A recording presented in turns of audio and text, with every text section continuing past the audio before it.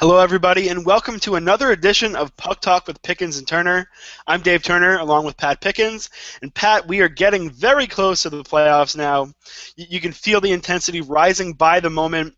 We had a team clinch last night. It was the New York Rangers, as they have bested the Hamburglar finally, as Andrew Hammond loses, and the Rangers are now in the playoffs again, and they're looking good. Pat, what did you get from last night in terms of both the Rangers and Ottawa now holding on to that playoff spot, but precariously there with Boston right behind them? I get the sense that this thing we just talked about it off air for a minute, and it feels like the Hammond thing was coming to an end. He obviously had that incredible streak of games in which he did not allow more than 2 goals. He gave up 1 goal or shut him out in a bunch of them, and I think that's obviously incredible. What he's done to inspire that fan base, to inspire the teams up there, has been pretty remarkable. But you got the sense it's coming to an end. His save percentage over the Senators' last 4 games. And I bring this up because, obviously, it's easy to get excited and overjoyed about the fact he was playing so well, and about how he was, carrying them into playoff positioning, but also, because there's a few, you finally start getting a book on a goalie after a few games. So say like 10, those first 10 games, so the shooters and scouts started getting a book on him, and over the last 4 games, not against great competition either. Bruins, Maple Leafs, Sharks, Rangers, .876 his save percentage. He gave up 4 to Boston. He had 3 to Toronto, who's offensively challenged, also defensively challenged, and 2 to San Jose, and then 5 on 22 shots against the Rangers on Thursday night. And it just kind of felt like the Hamburglar thing was. It's a nice story. It's a great story. It's fun to talk about. It's fun to watch him steal games and terrify these playoff hopefuls. But it kind of feels like it's coming to an end here. Dave, what do you think? Yeah, I felt that. It's funny that the Senators had to make a public service announcement trying to get people to not throw hamburgers on the ice, as per the rule with the NHL. Yeah, but I mean, come on, the octopus. Yeah, exactly. We have the octopus. We have the rats. Why not allow a couple hamburgers on the ice? But yeah, I do think that he might have been a little bit of a flash in the pan, considering his age, and that he comes out of nowhere. And almost, we'll get into it a little later, but even Devin Dubnyk with his run that's been extended now, but also the fact that Hammond's been playing a lot of games in a row, a lot of pressure on him.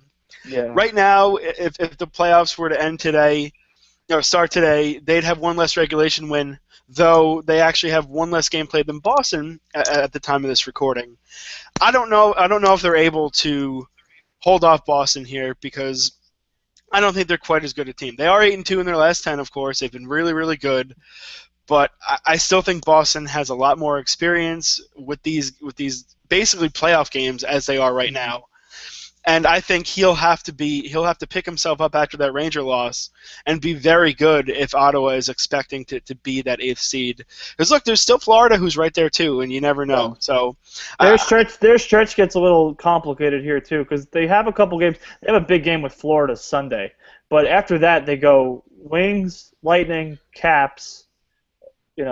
Rivalry game with the Leafs, Penguins, Rangers, Flyers to close the season. That's no picnic for the Senators there. No, especially because a lot of these teams are jockeying for seeding, all the way towards the end. It's going to seem, because you have Pittsburgh trailing the Islanders by 2, Tampa still gunning for the first overall seed in the East. So that's not going to be easy. You will change to the Rangers real fast. It's just interesting because they played so well and they've been so dominant through this stretch of games, with Talbot in goal, and Skapski, Vigneault called him the Buffalo Slayer last week, and now Henrik Lundqvist is coming back.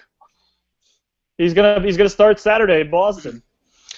I know we've talked about this whole Henrik Lundqvist thing, and but I want to get your take on it now. For me, I look at it and say that you have to ride Henrik Lundqvist. As much as Cam Talbot has been good, I think it's a product of how good their team has been. That if you put Cam Talbot on a team like I don't know. Even Pittsburgh now, who's been struggling a little bit, or any other, any team that's middle of the road. I don't know if Talbot's numbers are nearly as good because the Rangers are driving play. They're a good defensive team. I think that Talbot's numbers are certainly helped by the team he plays with. And to me, you hear people saying, "Oh, you got to go with the hot hand. You have to keep Talbot in for the playoffs because he's been so good." Look, the guy's never played a playoff game. Mm-hmm. Henrik Lundqvist has how many Game 7 wins to his credit? Not to mention, you can make the case that the only reason why they got to the finals last year was because of Henrik Lundqvist. Well, it certainly didn't hurt that he stood on his head in Game 7 of the Pittsburgh series. Absolutely. And you have to let him play through it. And if you're the Rangers, here's my question to you, Pat. If you're the Rangers and Henrik comes back now and starts playing, starting now, if he's going to struggle and you might lose, obviously you're not going to lose first place in the Metro, but that you're going to lose what could be home ice to either Tampa Bay or Montreal in the conference final, I think you have to just ride Lundqvist here. And if you lose a couple because he's a little bit shaky, you have to get him ready because I think you're only going to go as far as Lundqvist takes you. It's interesting because I was there Tuesday. I was at the Garden Tuesday when he addressed the press. He addressed the media after the morning skate, and to hear him talk about, and I think this is where this is going to be just such the blessing in disguise, and it's so obvious. But he's worn out. You mentioned that the Rangers have relied so heavily on him in recent years, that he's had such the workload through the regular season and into the postseason that he's worn out. He's given up some awful goals in the playoffs. Then has looked like a goalie who has been, mentally shot. And now he says he feels good. And now he says he feels mentally good. And the Rangers still have a few back-to-backs. They play Boston Saturday, Washington Sunday. I kind of expect Talbot to play Sunday, even though it's a 4-point game. You don't want Washington to get too much of a book on Lundqvist just because they're obviously division rivals, so I'm sure they have their own book. But you want them to see Talbot because that probably will be a first-round playoff series, Washington, because unless the Rangers can, hold on to number one spot. But the Rangers' schedule here is very compact, and it's very difficult coming up. They get we said Bruins Caps. They go to Winnipeg Tuesday and Minnesota Thursday. And those are two teams that are playing for their playoff lives right now too, so that's not going to be easy. Yeah, and then a bunch of divisional games, Devils, Blue Jackets, Devils, rivalry games, and then Senators Caps to close. I mean, it feels like they definitely are going to want Lundqvist to play the majority of those games. And to the people who are saying that Talbot you have to ride the hot hand with Talbot, you're crazy. I mean, this is Henrik Lundqvist, the Vezina Trophy, 2-time Vezina Trophy winner. How many times has he been a finalist? It's just like the best trade deadline deal you can get for the hottest team in the league right now. And if he falters, if he gives up 2 goals, which is more than Talbot's been giving up a lot. I actually was really impressed with Talbot in a loss to the Kings Tuesday night. Because, he was pretty good. I mean, the Kings were driving play. Were dominating for about 2/3 of that game. And, Talbot made some big stops, kept him in the game for a while. And then, obviously, the dam broke because, the Kings were taken over. But, if you look at how Talbot's played, he's been fantastic. And he's probably earned enough value for a team to trade for him. But, like you said, you got to play Lundqvist, because he's the face of your franchise. He's your guy. Exactly. I think you have to go down swinging with him. And he's going to play in the playoffs. He's going to play. You're winning and losing with Henrik Lundqvist in goal. And because you've done it for all those years before, he's gotten them to the conference finals 2 of the last 3 years. You have to think they're the favorite to get back there this year, from the Metro side. It's just, and like you said, the playoffs are a different animal, and it's great that Talbot's been great. Talbot's been great the last 2 years, so maybe there's a case for him to be like a legitimate number one here on a good team too. But that's a whole story for a different day, because good teams don't need number one type goaltenders right now. But on a good team, he's a really, really good goaltender and has proven it in the NHL. But it's just a matter of that Lundqvist is healthy and that he's mentally fresh, which he's both, and that if he falters, you have a backup in Talbot. I guess Talbot did play a couple playoff games last year because Lundqvist got pulled in the Philadelphia series. Mm-hmm. But not great numbers. Obviously, not ideal situations for him in terms of that. But I still think you got to ride Lundqvist just because. I think it's no doubt. Yeah, and it's all about. And then you have the insurance policy of Talbot for the rest of the regular season. At this point, Lundqvist coming back, he's just going to have to probably going to play 7 of the last 9 games, starting Saturday with Boston.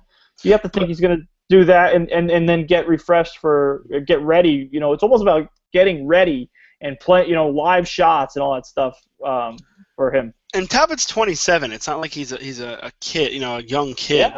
Yeah. So here's my question though: how short of a leash does AV have with this situation? Say they play the Capitals, and in Game 1, Ovechkin has 2. It's a 4-2 Capitals victory. On the Garden Ice. Yeah, exactly. There's gonna be pressure if he doesn't play well. But I mean, how long can that leash be? That's a question. I mean, look, Henrik Lundqvist might come in and go 9-4-5 for the playoffs and the Rangers win the Cup. But if he struggles early on, how long can you really give him before you have to make that move to Talbot? That's a question. You have to think that. I mean, I always give guys longer leashes than it seems they do in the sports world, especially in hockey, because hockey they seem to pull the rug out from. There could be a case that if Lundqvist gives up a couple bad goals in a playoff game, that you go with Talbot. And well, here's the thing, though. I know, here's the big case in the NFL is that if you bench a quarterback, they're done. I kind of feel like in some ways with goalies in the NHL in the playoffs, it's like that. I would be worried though that if Henrik comes out and struggles a little bit, and you put Talbot in and say, oh, it's just for a game, we'll just see how it goes, and the stage is too big for Talbot, and then you go back to Henrik, all of a sudden, the saying, if you have 2 goalies, you have none, right? That could be an issue. For me, if I were AV, unless he goes out there and gives up 5 goals in Game 1, I think you absolutely, just considering how good this team has been, I think you absolutely just have to ride him, and if you lose in 5 for some reason because of it, I think you just have to go with it. I agree with that, just because, like you said, he's the guy. He's your guy. He's the face of your franchise. And, Talbot's earned some value, I think, for them. And the important thing for Talbot's going to be when that next contract comes through. Or not, whether he signed the contract through next year, but, that could, gain him some trade value in the coming, at the draft, in the coming, months. They have a real asset, although he's been great in that backup role. He's valuable as a player now, too, more so than just the 21 appearances he made last year. He's played, basically every night, and he's proven that he can do it. I think I'm with you. You stick with Lundqvist. You ride him, like you said, unless you give up 5 goals on 10 shots or 15 shots or even 20 shots. If you lose 2-1 to Washington in Game 1 because of Lundqvist, you stay with Lundqvist, I think. Absolutely. Now, speaking of the other team that was in the finals last year, just looking at it real quick, the Los Angeles Kings are reasserting themselves back into the playoffs right now. They look like they're on their way towards possibly even having home ice against what is probably going to be the Vancouver Canucks.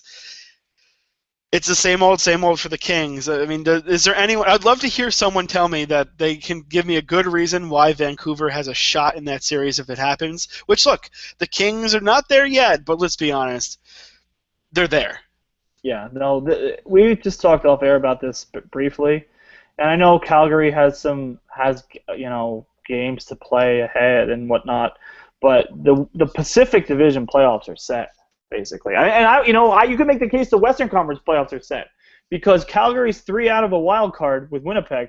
They still have a game in hand on Winnipeg, and they still meet head to head. But we go through that stretch that Calgary has coming up, all road games. Yeah, Calgary I think is going to fall off it. Great year for them. The future's bright, but I don't think that they have the horses to get there right now, especially with all the road games coming up. Upcoming games at Minnesota, at Nashville, at Dallas. By the way, Nashville-Dallas is back-to-back. And then at St. Louis, and then at Edmonton, who's playing, is a little tougher to play against. and would love undoubtedly to knock their arch rival out of the playoffs. Calgary just lost a shootout to Dallas in their last game on home ice, and now they go make that Central Division stretch and close with Edmonton. I mean, they might be out of it by Tuesday. Yeah, they really could, which is a shame. But just looking at the Kings though, and that they've kind of meddled along, and even Chicago has been a little bit like that. You get the feeling watching the Kings against the Rangers the other day that you saw exactly what the Kings can be when they want to be. And what's interesting about that to me, sorry, I didn't mean to cut you off, but is that they took their foot off the gas in the third period. The Rangers came back in it. Yeah. And it's almost like, and they did it again Thursday night on Long Island. They take the early lead and they take their foot off the gas a little bit, and they score a shorthanded goal, and then 15 seconds later they give the power play goal in the same doing power play. It's just, I think it's going to catch up to them this year because it could. Teams you can't hold teams, and they did it against Anaheim a few times, and Anaheim burned them in the regular season. I don't know whether or not that's going to cost them. I mean, the thing that I keep coming back to, and I heard it on the Rangers broadcast actually Tuesday night, is just how many games they've played in the playoffs the last 3 years. It's 66, I think, was the number, games of extra playoff games. And, that wears on you after a while. And, I don't give Vancouver much of a chance in that first-round playoff matchup. I mean, I think especially if Miller's not healthy, if Lack's you could do worse than Eddie Lack for sure. It just feels like they're going to roll in that first round. Now, the second round, if it's Minnesota, I still like LA because. Yeah, I would go with that too. I mean, if it's Anaheim. Look, if Anaheim can get through Minnesota, who's been playing very well, I think it would mean that they finally got some good goaltending somewhere. And the Ducks, look, if the Ducks had a very good goaltender, I think everyone would be talking about the Ducks as a team to beat right now. Yeah. But to me, the fact that they don't have the goaltending is a huge thing. If the Ducks are able to find something between Anderson and Gibson or whoever they decide to throw in there, they could be very, very dangerous. Also, don't sleep on the fact that the Ducks have only a +9 goal differential. That's true. That's and have the most tied for the most points in the whole league.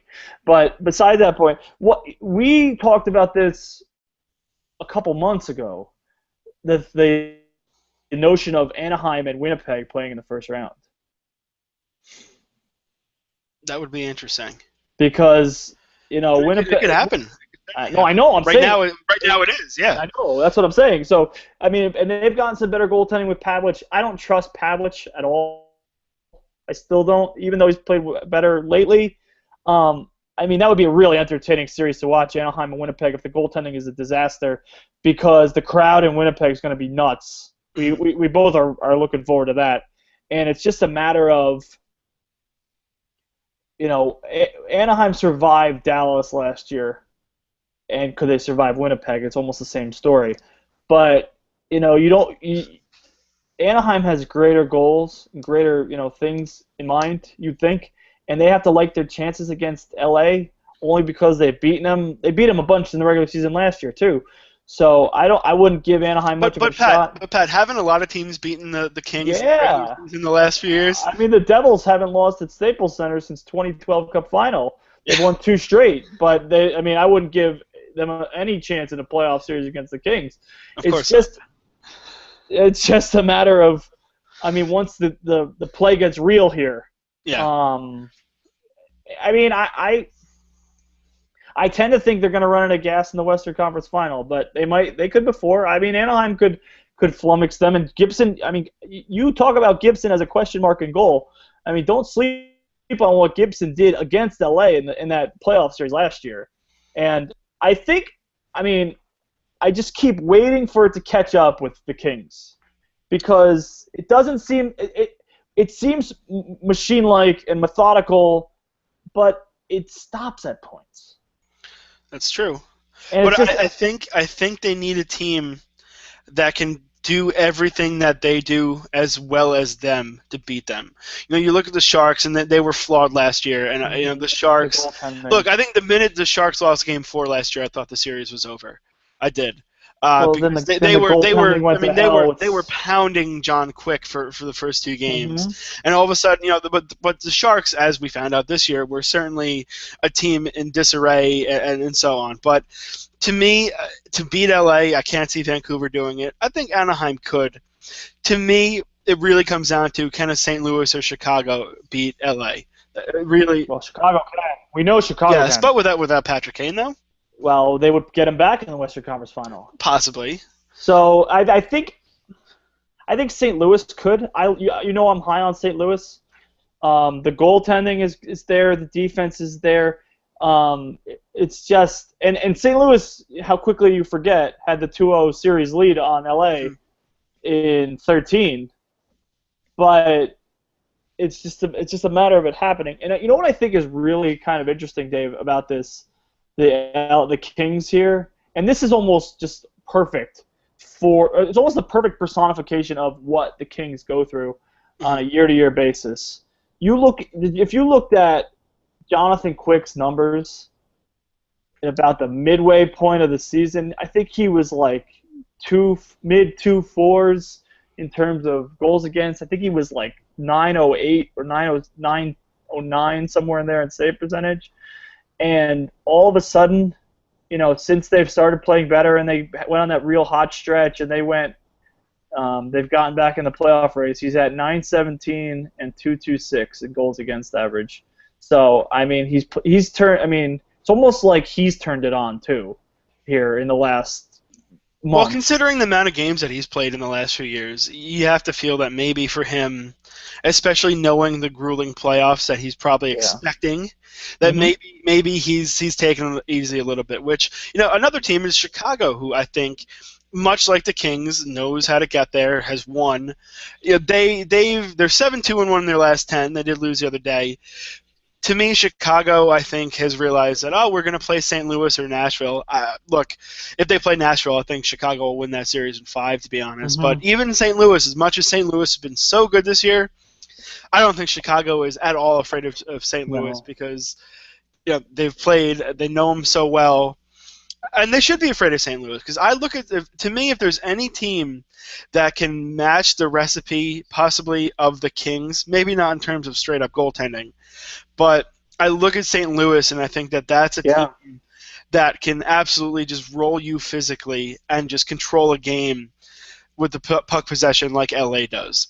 Will they get there? I don't know, but I think St. Louis is kind of mirror image of LA. Yes, mine is heavy, incredibly athletic goaltending, of course, but yeah, but Elliott's more subdued. I mean, he's almost more demure to use, But can he steal a game? Fancy terms in goal. I don't know that. I mean, I don't.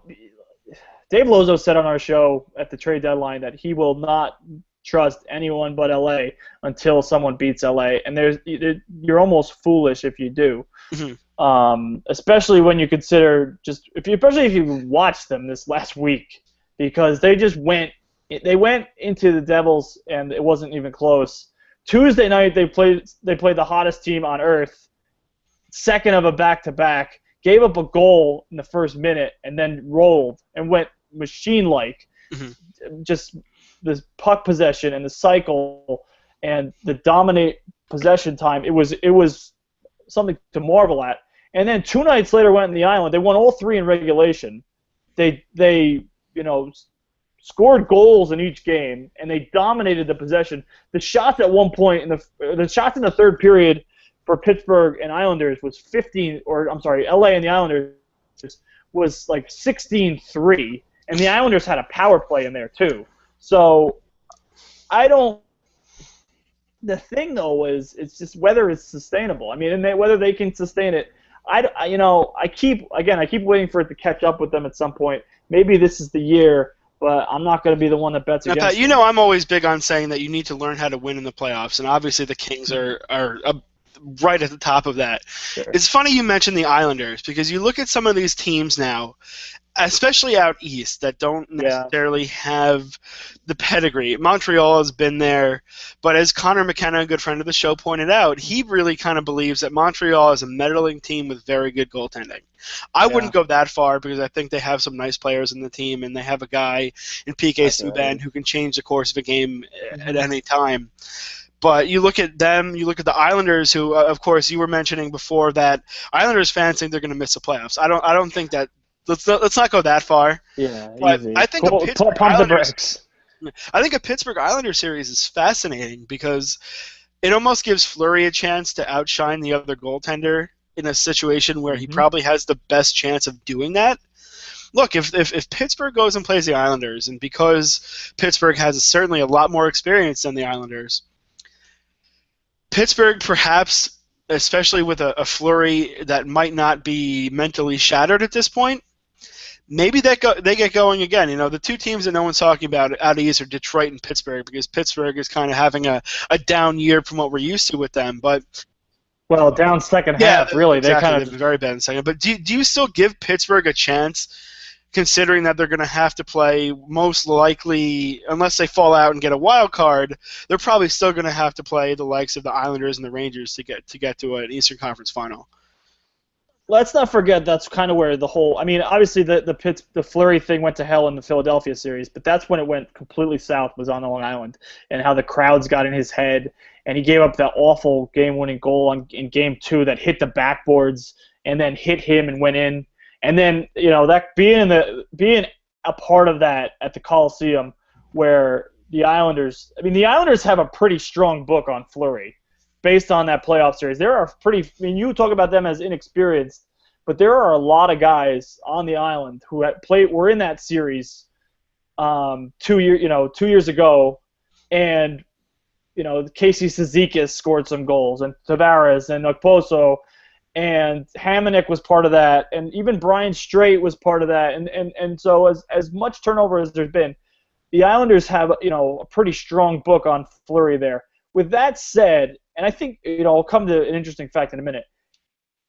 I think people are sleeping on Pittsburgh here, and I think it's more of a function of they just want to get to the tournament. Like, let the tournament begin, and then go to work. And I agree with you that Fleury was fantastic for the first maybe 2 months of the season, and then maybe he's middled off a little bit here.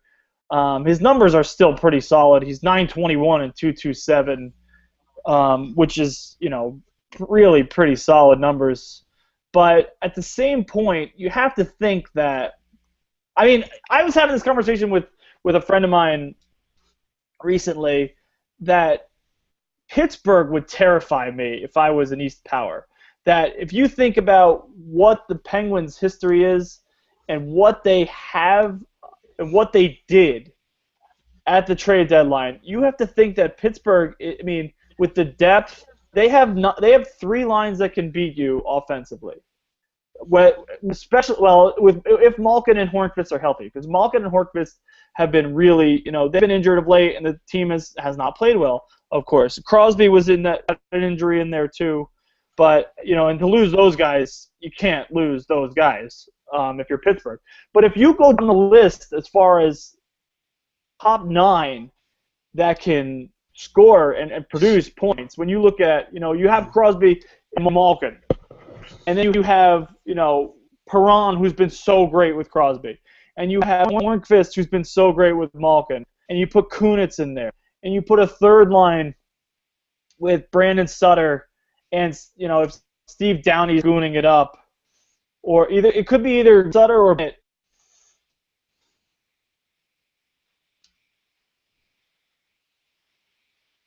In the sense of offense, I think the Penguins are built to potentially, certainly beat the Islanders, but they could beat the. I mean, and then potentially beat the Rangers in the next round. I mean, if you think about it, and this is, I mean, I'm not saying I would pick the Penguins, but hold on, Pat. We're getting a lot of. when you look at their goaltending, I'm losing you here. All right. What did you?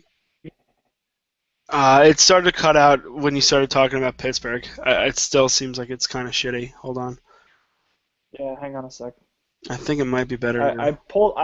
No, it's me. Okay. Hang on, can you hear me now?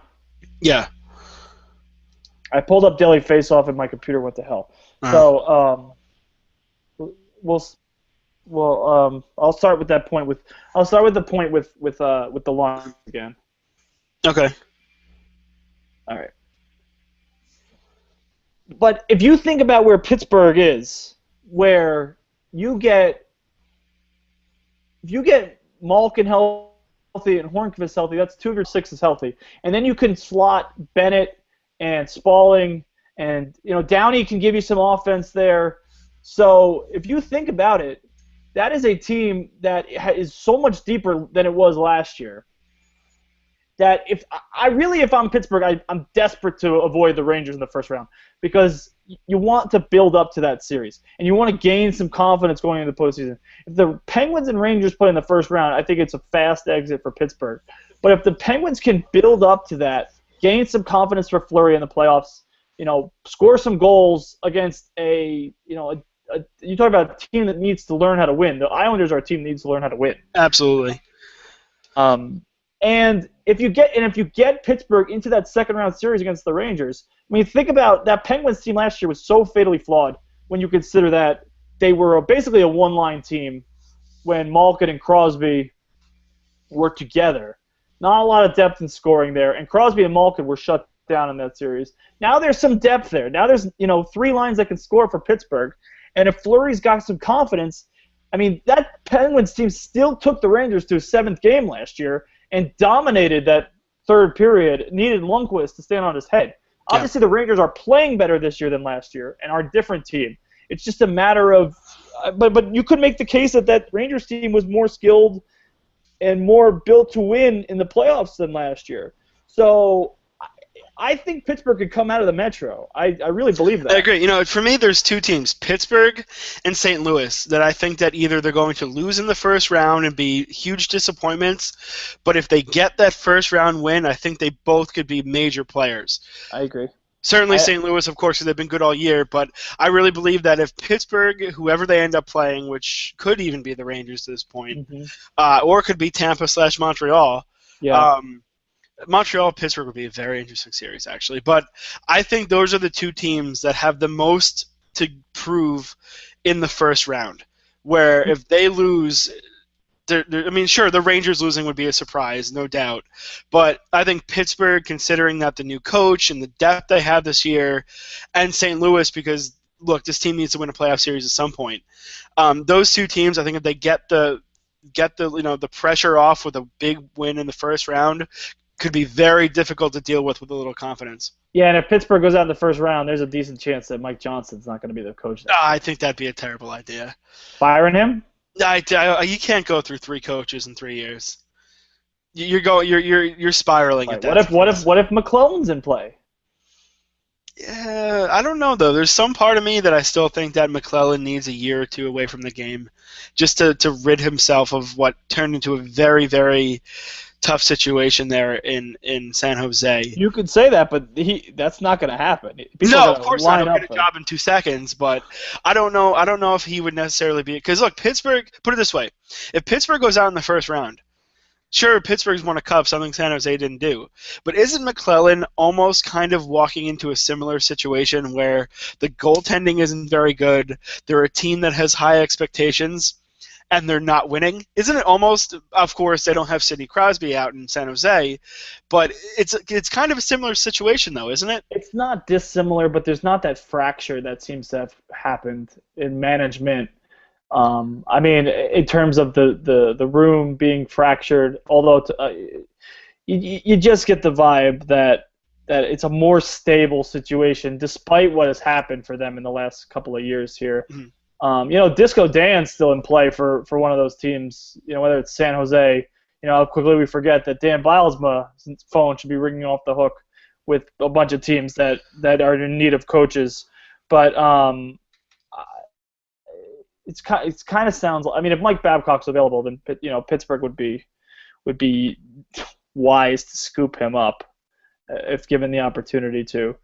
But we talk about teams that are in need of coaches, and we'll get to two that might actually. When you consider that the Sabres and Coyotes played a fascinating game on Thursday night in Buffalo. The Coyotes won on a power play goal by Sam Gagner in overtime, and that goal drew cheers from the crowd in Buffalo, which did not sit well with the Sabres or players, including Mike Weber, who was very vocal about the fans cheering for the Coyotes. He said he called it a new low, which I think is really interesting because he's been on the team for a few years now, and he obviously going through that as a player on the Sabres, to be the last spot in the entire league in consecutive years. It's got to be miserable. But when you consider that, now they've started. They have the banner in Buffalo that says "Pray for McDavid," and obviously the Erie connection with McDavid is a big deal. But the quote from Mike Weber, here it is: "I don't even know what to say. This is extremely frustrating for us. We don't want to be here. We understand where we are. We understand what this team's doing, what the organization's doing." Actually, I think he said organization, but I'll digress. The place we put ourselves in. I've never been a part of something like that where a away team comes into a home building and they're cheering for them. Again, I respect our fans. I love our fans. I show up to work every day to do whatever I can for them and to play hard for them, my teammates. This is 2 years in a row now. Physically, mentally, this sucks. To compound things, you have your home fans cheering against you. Again, I've never been a part of that. Obviously, what doesn't kill you makes you stronger, I guess. But this is a whole new low right now. Now, I know both sides of it. The one side is McDavid is a generational talent that, then look at what Crosby did for Pittsburgh. I mean, it was one of those things that being in the basement of the league for a few years made Pittsburgh a cup contender and then a cup winner, and they're still in that race. But as a fan, there was a fan sitting ice side or rink side wearing a Sabres jersey that jumped up when Gagner scored the game-winning goal. Dave, what is your take on this? It's not good. It's not good for the league. You certainly see it in the NBA that teams are tanking. Even in the NFL sometimes you get the feeling that teams kind of make some moves to do that. And that's why I'm so pleased that they've changed the draft format for this year, because it's terrible. Look, you can have memories of a team as a fan when your team isn't good. But at least go out there, where you have a season where all of a sudden you win a couple games late and you're feeling good for next year. But the idea of having a season where you're trying to lose and you're cheering losing, that's not good. That really is just a bad black eye on the league. And to me, that's why the new draft format is so important, because as it stands right now, any of the teams in the lottery have a chance to win the number 1 overall pick. It goes where the 14th spot will have 1% chance of doing it. Buffalo finishing last will have a 20% chance. But Buffalo could finish out of the top 3. They could actually finish 4th. Because the first 3 spots are decided by the lottery, and then after that, it's your order of finish. Mm-hmm. So, to me, for them to be cheering that, yeah, you're going to have 6.5% chance better of getting that number 1 overall pick than the Arizona Coyotes, because it was a 4-point game last night, and it went from being a 2-point Buffalo lead, I guess you want to call it, to a 6-point Buffalo lead. It's amazing to hear an interconference game be referred to as a 4-point game. It's almost like I'm looking at points in reverse, and I'm like, I don't want to do this. It just looks it's just bad. And sorry, go on. Finish your point. You were saying this, Pat, and I agree. I hope the hockey gods are going to say no, and that a team that's tanking doesn't deserve a guy like that, because, in a sense, look, if you put a Connor McDavid or a Jack Eichel on a team that was, 12th, 13th, 14th, Boston perhaps, even the Devils, maybe Colorado or Dallas, if you put him on those teams, they're a playoff team. But the question, is Buffalo a playoff team next year with Eichel or McDavid? I don't think so The quite worst yet. the worst part is going to be we're going to have to watch them all on national TV for another year. Buffalo, with especially McDavid or Eichel ends up there. The shirts are crazy. It says, people are making shirts that says McEichel on the back of them, which is bizarre to me because if you think about it, you're only going to get one of them. So if you get McDavid, and then you have a shirt with Eichel's name on the back of it for the rest of your life. I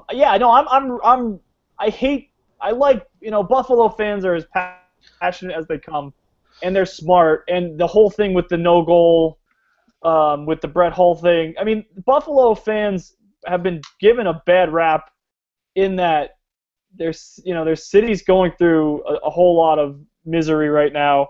Their football team almost moved a few times, was sold and almost moved, and the Sabres have been a joke since, they lost on a puck over.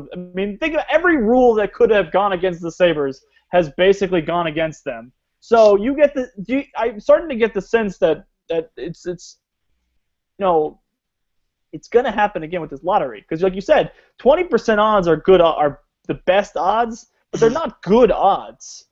And you have to think that this has happened before where teams tank and they get that number one pick, but it doesn't happen in lotteries. It doesn't happen as often as you think. Think about what the Sixers went through in Philadelphia last year in the NBA, and they didn't end up with number one pick.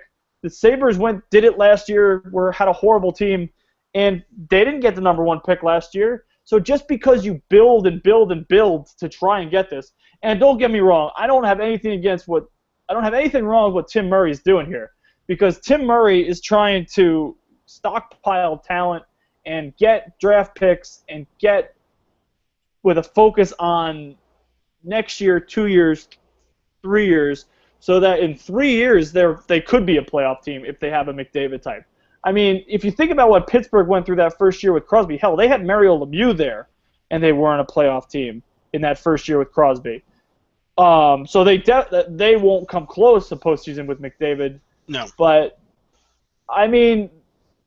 it's just the matter of this is embarrassing. That you look at the moves, and we had the show on the trade deadline, and you look at the moves that they made. They traded their number one goalie or they traded both of their NHL goalies away to get Anders Lindback, who was atrocious. And the craziest thing about Anders Lindback is he's been really good in Buffalo here since they traded for him, which has led people to make him a villain in that city because they're trying so desperately to lose. It's I think what's to me what my favorite part of last night was the fact that it went to overtime. Neither team wanted to get any points out of the game, and it seemed like obviously they're both playing hard, but the fan bases don't want to get points there, and the game went to overtime, so they both got points, meaning Edmonton's now in a better position, although they do have one more game to play than the Coyotes. This is absurd.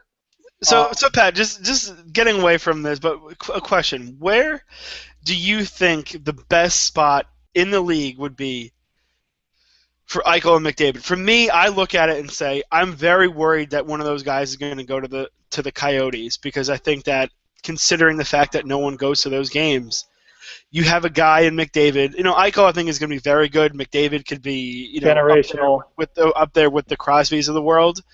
I think it would be bad for the league for a guy like McDavid to go to a franchise that probably won't support him regardless. I would love to see, if you want me to answer the question, the place where is it the place that needs him, or is it the place that I would like to see him go? What do you think is the best market for him if it came down to that? From a league perspective, or from for the good of the whole? For the good of the whole. I think Buffalo. It's as sad as it is to say exactly. that they're playing badly for him, and I would love to see him in Toronto, just because it would probably change the franchise's course. You look at where the Penguins were when they got Crosby. Mm-hmm. They were coming out of bankruptcy. there was Kansas City talk, and they got Fleury, and they got Crosby, and they got Malkin, and the rest is history. I think it'd be high drama in Toronto because the minute that they got McDavid, Toronto would think, all right, when are we going to polish the cup? You know, the way their fans are so rabid. But if he goes out there and he struggles, and remember when Steven Stamkos had 46 points as a rookie, and people were killing him for having 23 and 23 that year. Like, that's so bad. I mean, come on. To me, you know, there'd be a lot of pressure on him in Toronto, and I think it'd be fascinating in that regard. I would love to see it from that regard, for as a guy who roots for chaos. But you know, they would ruin him, you would think. But at the same point, I don't know. I would really like to see one of them end up in Arizona, just because there is this budding crop of young players, and I think Eichel slots their best because he's a right shot, and they have Duclair and they have Domi, and if they get a number one line of Duclair, Eichel, and Domi, I mean, that is just... They could be very, very good in the future. That is exciting. And even if it doesn't end up in Arizona, I mean, that's just something that, you know, if the league feels, and I don't know how the league, I can't speak for the league, but it has to feel this way. If you're only as good as your worst market, then they really need Arizona to get one of those guys, because... I mean, you think about it, Arizona was in the Western Conference Final in 2012. They were selling out their games. They got all that playoff revenue, and, you know, it's in a bad area as far as getting to the games are concerned. But, you know, they have a history of some playoff success in recent years. And if you really want the sport to build up there, you need to win. You need to have talent, and you need to have talent to win. So exactly. I would like to see one of them end up there. But Buffalo would be the pick, just because, for so many reasons, because they're on national TV. They have a terrific TV market. They have a terrific fan base, all things considered. You know, last night aside, it's begging for McDavid, because they have the Erie connection. He's a local, you know, he's semi-local. Buffalo probably needs him the most, and so I guess I can't. To bring it all full circle, We'll get into the draft a lot more after the playoffs and everything like that. Yeah, of course. We'll be going all summer, but the last thing now is a former NHL player who is playing over in the homeland, Mother Russia, Ilya Kovalchuk. Now, there's reports that he wants to come back, and to me, I don't even want to go down this road, because I think, especially even looking at guys like Alexander Radulov and so on and so forth. Look, I know the league needs offense, and Ilya Kovalchuk does provide offense, but for a guy to jump ship and basically kill one of their franchises in the process of leaving, because the Devils have been nothing since he left. In purgatory. Yes, exactly. You know, losing the draft pick because of him and all that stuff. But I think that they should not even consider letting him back in. He left. He's going to be older anyway. He went for the money. He wants to come back. And, of course, now there's all the rules with possibly having to either be ratified by all of the 30 owners. That's not going to happen. There's no way that every team's going to let him back in. Or sitting out a year and coming back, so then he'd be back in 2016, 2015. I'm sorry, 2016, 2017. What am I going back? I don't like it. I don't want to hear about it. I'm done with the KHL, really. I think that it's just old news. We've heard it before, and I think the Devils would be stupid to take him back unless he was going to come in at a fraction of the money, which obviously he doesn't seem like he's interested in that. I just don't want to see him in the league anymore. I think it's good for the league to have your best talent there. Is where I start with this. And if you're going to have Ilya Kovalchuk, if you're going to have your best talent in the league, you have to have Ilya Kovalchuk. There's no doubt about it. From that point of view, if everything was cut and dried, you'd want Ilya Kovalchuk in the league. With that said, it would take a ton of hoops. It would take a ton, some spectacular gymnastics to get him back into the NHL. And I mean, like you said, it's what's going to happen. Is he going to go? I mean, I understand what he went through. Because you hear, I mean, I covered the Devils in 2013, and, you hear him talk. If you heard him talk about why he misses Russia, why he missed his home. You know, the lockout was a huge driver in getting him back there because he played in the KHL and he was, you know, revered there, and he loved being home, you know, with his family. And then he came back and it just kind of, you know, his heart wasn't in it. But at the same point, you know, this was, you know, that was the thriving KHL that wanted him back. And I understand the logic behind not wanting him back in the league, and I understand that he put himself in this situation, so he has to take his medicine in some regard. But it's interesting to me that this continues to come up, and you know, it seems like it's an annual thing whether we're going to hear Ilya Kovalchuk back in the league. And Alexander Radulov, I would, you know, could announce he wants to come back tomorrow, and I don't think there'd be a team that wants to take him. Well, just leave again anyway, right? Well, I know, yeah, exactly. It's a walk out on a team in the middle of a playoff, in the middle of a playoff series, not even a playoff race, a playoff series. But back to Kovalchuk, Kovalchuk, it feels different for me from Radulov. I understand that he quit on the Devils was the mindset, and is still the thought that he did do some things for the organization to allow them to save some in terms of the cap recapture penalties that the Devils are paying now instead of, you know, if he had retired a few years later. I don't think the owners would politic for that. I agree with you that there's no way in hell that they're going to unanimously allow him to return to the league. Certainly not with the Devils, because the Devils are kind of the thorn in the side of every NHL team, between how Lou does business and between how they've, you know, they just have been, for whatever reason, the league doesn't appreciate the Devils. And it feels like he'd be best served on the open market, where some team could overpay for him. But gun to your head, Dave, do you think we see him in the NHL again? I do.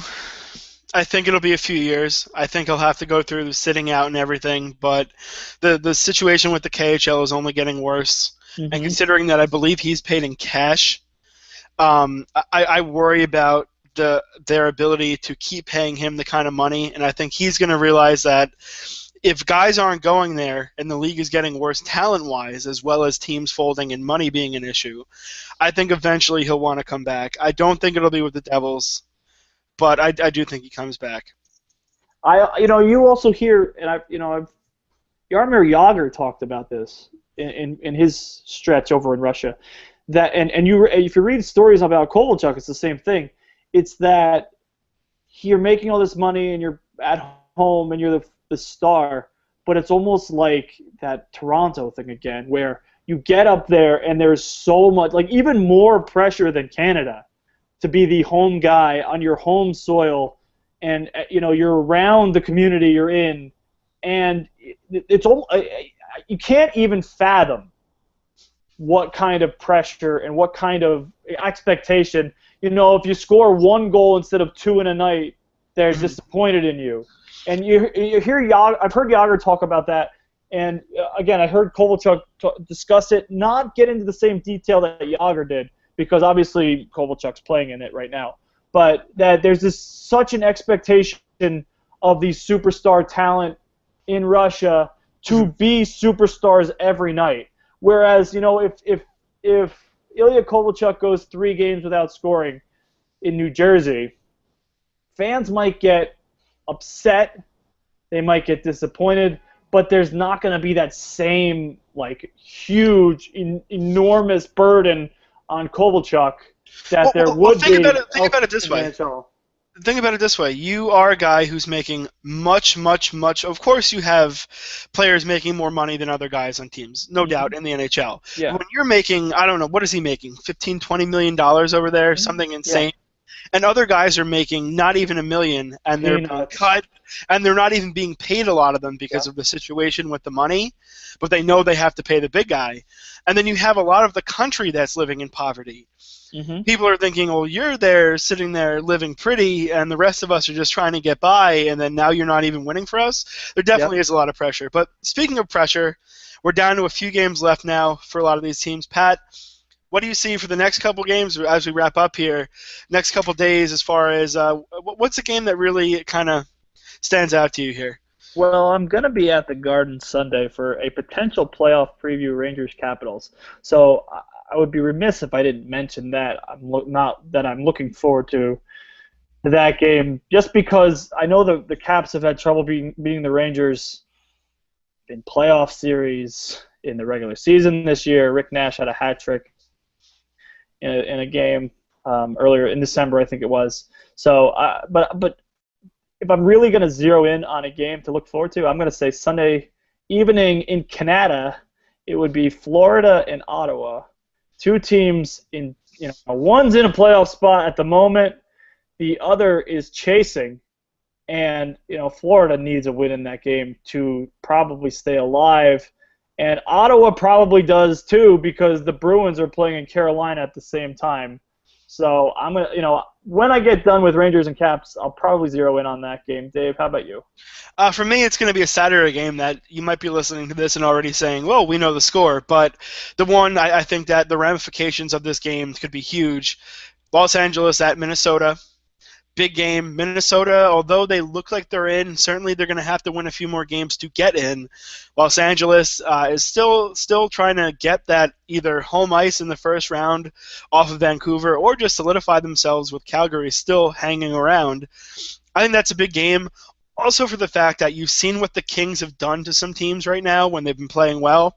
I'd like to see what Minnesota can do at home against a Kings team that certainly needs that game, if they can kind of stick with them. I think that'll be a good way to judge where Minnesota is based on that game as well. Heck of a slate Monday too, by the way. You get Tampa Bay, Montreal, Vancouver, St. Louis, LA, Chicago, and then the game with the most ramifications, Buffalo in the desert against the Coyotes. We'll see if the Coyote fans are rooting for the Sabres, or whether the Sabre fans who are in attendance will be rooting for the Coyotes. We never know.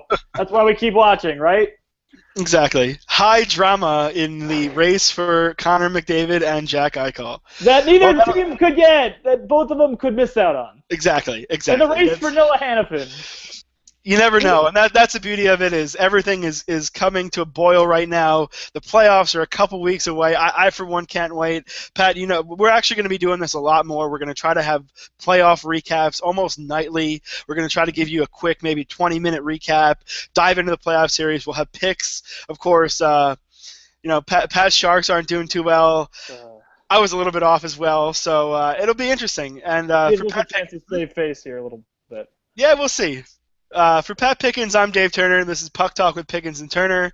We will be back next week, and it's going to be a real fun ride here as we get into the playoffs. Pat, anything else you want to add? Just keep embracing the tank, Buffalo.